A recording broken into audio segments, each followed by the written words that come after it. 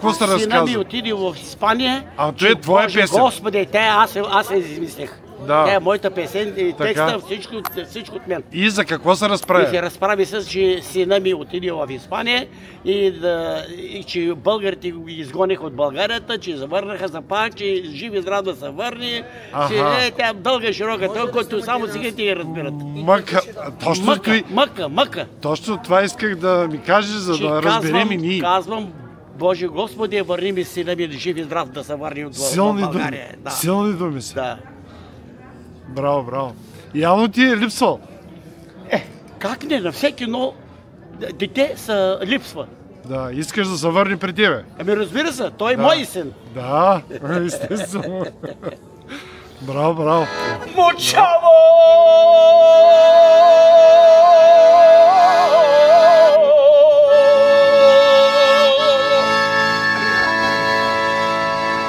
Yolandi bar Hispania, lo vegame. Abedela sokercan çave. Proskinja andar Bulgaria. Kamera, kamera Abedela. Kamera Abedela. Sokerja, niçavi, proskinja, andar Bulgaria.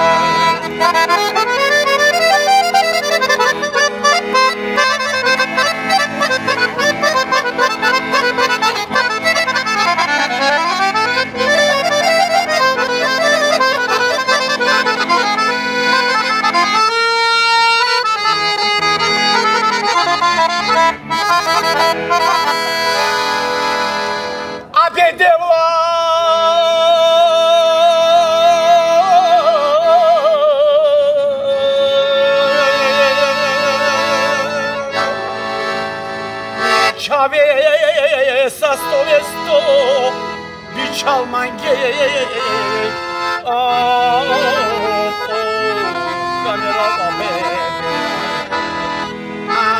kamera vedeva me čave sa stovesto bičal mange kamera vedeva.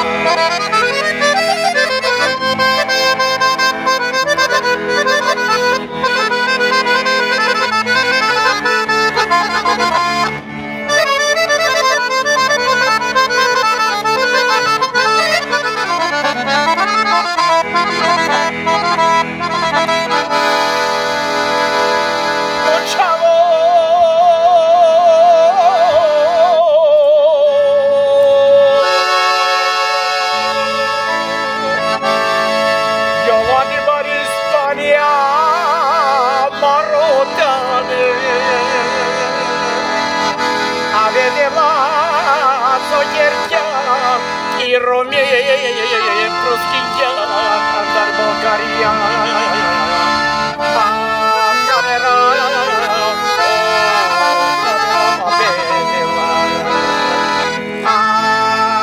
Kamera, Abedela. Me čave, sa stivesto, bičal manje.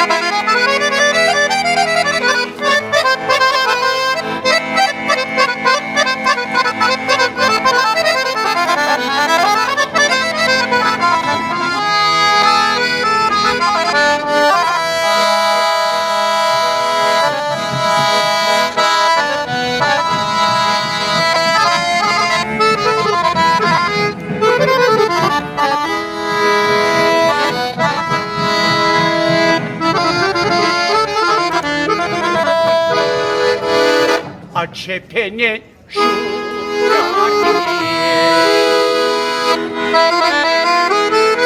Saj žukar pala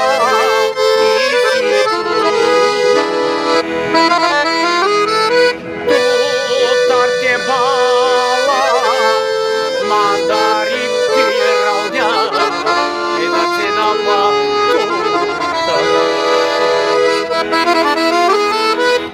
Sai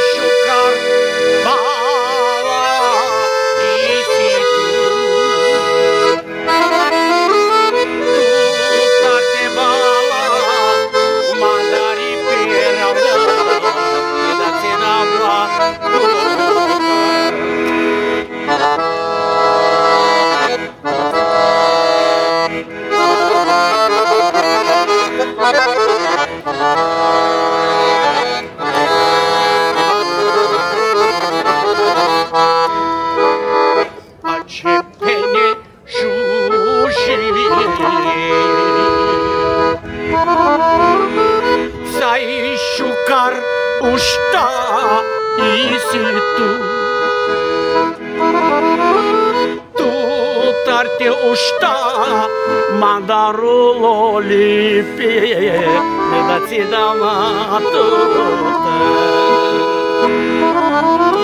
Sai șucar ușta, isi tu. Tu tarte ușta, mandarulo lipi, ne da ți dama tuta.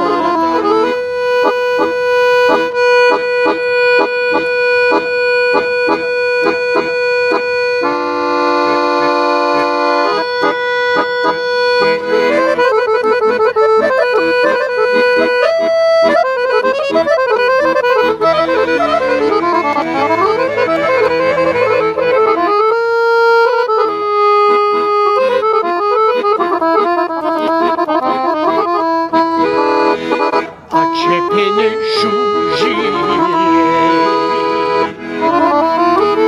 să-i șucar vasta isi tu.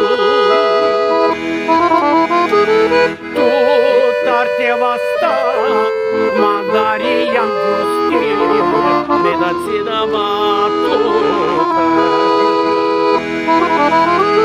Să-i șucar vasta isi tu. Tu tarte vasta, mandaria gusti, ne dați dama tuta.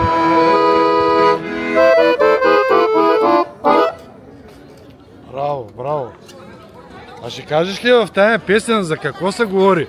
За брат и сестра се отнася песента. Тая е последната. Та красивата сестра има хубава коса и той иска да я подари нещо и хубави усти има и да я дари с червило, да я подарява червило. Хубави усти има, иска да я подари червило, да се черви, да стане по-гиздава. Тази песен откъде я знаеш? Аз я знам от Шабан Байрамович. Шабан Байрамович. Да. Оттам той така е пее. Той така е пее в Сърбия. Той е сърбен. Ама той на какъв език пееш ти в момента? На сръбски цигански. Сръбски цигански пееш. Че имат ли там такива? Имат ли? Как да не? Сръбски цигански? Да. И ти го разбираш? Да, разбирам го, да. Добре.